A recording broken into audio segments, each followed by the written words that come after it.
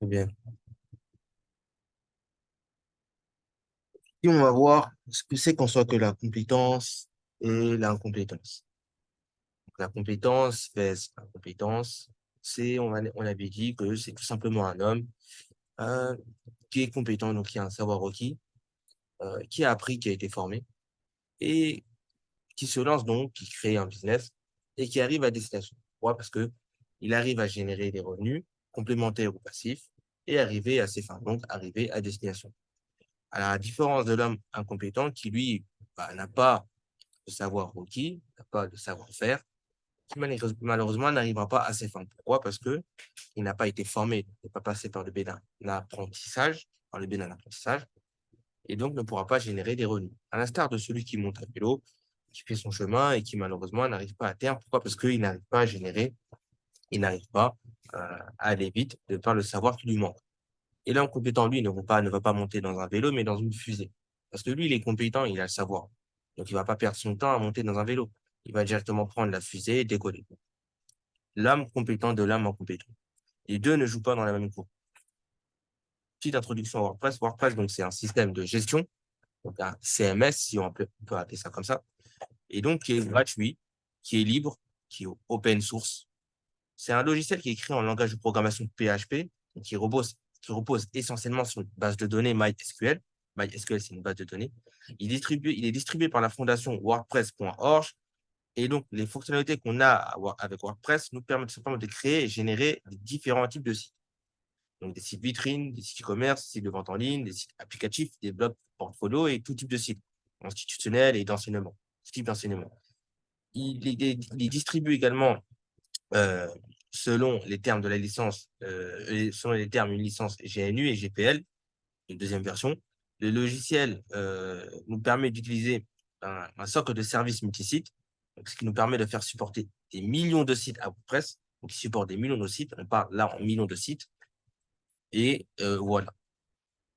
Un site Internet, qu'est-ce que c'est? Un site Internet, c'est tout simplement un ensemble de pages, une agglomération ou un ensemble de pages qui est relié les unes aux autres par un hyperlien, des hyperliens, défini qui nous donne accès à une adresse web, donc une adresse URL, et dont le tout est hébergé dans un hébergement web. Donc, je me rappelle, un site Internet.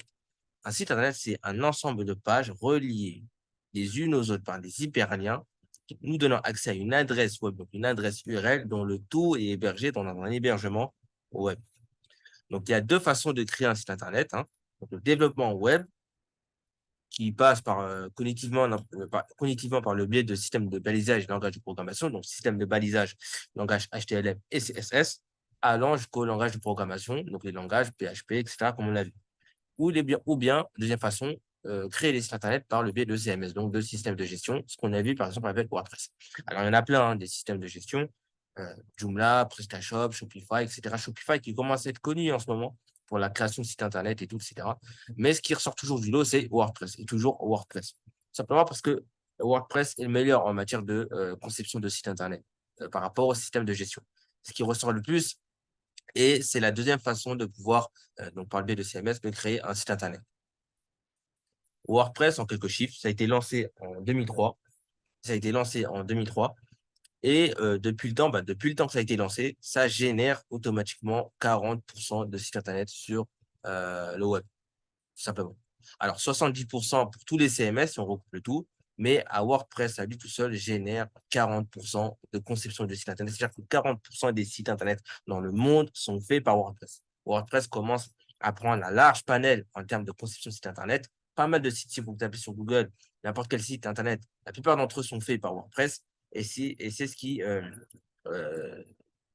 c'est ce qui nous permet, enfin, c'est ce qui génère plus rapidement de sites aujourd'hui. Ce qui nous permet de créer beaucoup plus rapidement des sites internet aujourd'hui, parce que de sites internet aujourd'hui, parce que le développement web requiert des connaissances, ça demande des connaissances. Alors, le fait de passer par une formation, euh, formation, il va falloir justement mettre en application tout ce qu'on a appris et pour pouvoir créer un site internet plus ou moins banal, hein. Alors qu'avec WordPress, si on suit une formation WordPress, il nous suffira d'une courte formation, peut-être un peu moins d'un an, de quelques mois, voire peut-être même de quelques semaines, pour concevoir un site Internet optimal. C'est là toute la différence. Il faut beaucoup de connaissances en développement web pour créer un site banal et peut-être un peu moins de connaissances, parce que forcément, une formation en CMS requiert un peu moins de connaissances que le développement web, c'est totalement normal, mais largement suffisant pour pouvoir concevoir et créer des sites optimales. C'est là toute la différence. Optimal. Et donc, l'hébergement web, un hébergement web, qu'est-ce que c'est? C'est tout simplement, vous voyez ça comme une maison. Un hébergement web, c'est tout simplement une localité qui va justement héberger notre site WordPress, qui lui est doté de dossiers, de fichiers qui aura été répertoriés à travers des pages, on l'avait dit tout à l'heure, reliées les unes aux autres par des hyperliens, qui est lui-même dans le site internet conservé grâce à un serveur et dont on peut y avoir accès grâce à une adresse URL. Donc, je me répète, l'hébergement web est la localité qui va héberger nos dossiers et nos fichiers, donc nos fichiers médias, etc., notre site internet, grâce au serveur ici présent, pour ensuite retrouver cela grâce à une adresse URL, donc HTTP, etc. Tout ça. L'hébergement web est lui étant comme un peu une grande maison qui va essayer de plus ou moins conserver tout ça. Maintenant, quel hébergement web choisir? C'est ça la question. Comment choisir son hébergement web? Tout simplement, pour choisir le bon hébergement web, il faut simplement regarder au niveau des caractéristiques de chacun. Chacun possédant un espace de stockage, une certaine puissance, un trafic et une capacité à protéger justement l'hébergement web contre différents pirates. Donc, un système antivirus. On regarde par rapport à tout ça, quel est le meilleur d'entre tous vis-à-vis de leurs caractéristiques, vis-à-vis de leur surface, vis-à-vis de leur confort et de leur capacité d'accueil. C'est exactement comme une maison. C'est comme une maison. La capacité d'accueil, est-ce que l'hébergement même de manière esthétique, est-ce que vous vous retrouvez mieux? Est-ce que vous arrivez à manipuler l'hébergement? Est-ce que vous, même esthétiquement parlant, est-ce que l'hébergement vous plaît? Tout ça, ça compte et ça joue. Ça rend dans le confort et tout ça, ça compte et ça joue par rapport justement au fait de vouloir choisir cet hébergement web pour héberger votre site internet. Vous regardez par rapport à tout ça et vous faites votre choix. Et en général, ce qui ressort du lot, c'est celui qu'on va voir juste après. Et puis, vous faites, il y en a pas mal, hein, des hébergements web, Hostinger, Ionos, OdeSwitch, etc. Tout ça. Et donc, vous faites, regardez par rapport, vous les comparez les uns aux autres, et puis après, vous faites votre choix. C'est important de choisir le bon hébergement web pour héberger votre site, parce que c'est cet hébergement-là qui va contenir tout votre site internet, tous vos données, qui va contenir tout votre stockage, tout l'espace de stockage. D'accord? Vous regardez aussi par rapport à la puissance et au trafic généré. Et ensuite, vous faites votre choix. Là, on a par exemple, trois hébergements web, donc Ionos, LWS et OdeSwitch. D'accord? Chacun présente ci-dessous des caractéristiques plus ou moins variées les unes aux autres. Donc, on a par exemple avec Ionos, on a des prix qui sont plus ou moins faibles, mais qui peuvent, donc oui, des prix plus ou moins faibles qui peuvent paraître avantageux par rapport à la concurrence. Mais il faut savoir qu'à côté, si vous prenez Ionos, vous aurez un service technique de qualité plus ou moins moyen, qualité assez moyenne. Donc, ce ne serait pas plus intéressant de prendre LWS, sachant que les caractéristiques sont plus ou moins les mêmes avec Ionos, euh, que de prendre au-dessus, par exemple, ici à côté. Et WS, c'est pareil, hein, les prix sont faibles, donc ce qui est plus ou moins intéressant, mais le service technique est moyen. Donc, si un jour vous avez un problème, vous voulez contacter le service technique, il se peut qu'ils ne répondent pas de suite. Alors qu'à côté, on a au-dessus avec un prix certes élevé, un peu cher, mais le SAV est français. C'est-à-dire si vous appelez le service technique, vous allez répondre, le service technique va vous répondre en français, comparé au-dessus. À Iono, si vous les contactez, il se peut que vous tombez face à un interlocuteur qui est anglophone, donc qui parle anglais. Voilà, avec un service technique de bonne qualité. Donc tout ça est avantageux, ce qui fait de Switch euh, le meilleur hébergement web en matière de service technique, peut-être pas en matière de qualité-prix, mais en matière de service technique, et qui fait que il sort du lot tout simplement. Nous, on vous tentera plus, on vous amènera plus à utiliser OdeSwitch pour travailler avec vos clients. Mais si, je ne sais pas, vous voulez vous entraîner ou vous voulez tout simplement utiliser OdeSwitch, tout simplement utiliser Ionos ou WS pour faire un site même pour vous-même, même pour vous-même, vous pouvez prendre un hébergement web en location ou même, si possible, pour les plus malins d'entre vous, euh,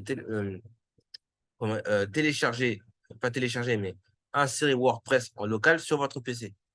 Voilà, pour les plus malins. Mais sinon, voilà, vous avez qu'à tout simplement louer tout simplement un hébergement comme Ionos par mois avec un prix plus ou moins faible euh, pour vous permettre d'avoir un site pour vous ou tout simplement pour vous entraîner. Donc voilà. Donc, il faut savoir aussi que les hébergements web se payent mensuellement, hein, à l'année ou dans le mois. Donc mensuellement, donc dans le mois ou à l'année, donc de manière annuelle. Et vous avez tout simplement le choix par rapport à ça. Donc voilà.